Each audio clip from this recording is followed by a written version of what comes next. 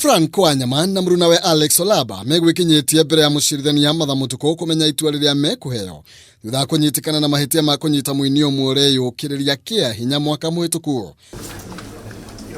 Wanyama na Olaba maikirio ngono thutha wa mutumia uria ritwa riake rihithitwo kuga muthaki omwe na uria wari muratawe ni amunyitire kia hinya thutha wake kumuhenereria guthie nyumba-ini yake gukungwira mwaka wake wa guciarwo kuri tariki 10 mweri wa keri mwaka wa 2018.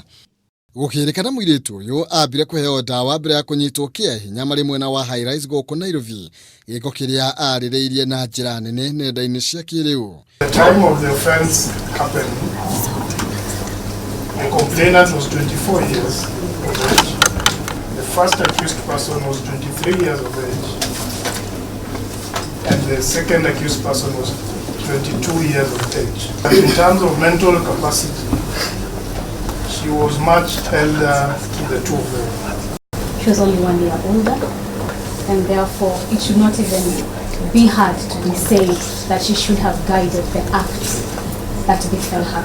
Wakili aikoirwa ya uria ni Jimmy Wafula akiuria mucirithania kumahuthiria itua kuona ni makoretwo magitia watho wa igoti. It's the humble submission that punishment that is the effect of criminal law can be meted in several ways. We were alluded to other authorities where accused persons were given non-custodial sentences. My lady, in this case, does not warrant a non-custodial sentence. Ale mucirithania Martha Mutuku akarekereria itua riake riegemaini na cira uyu tariki 16 mweri-ini oro uyu.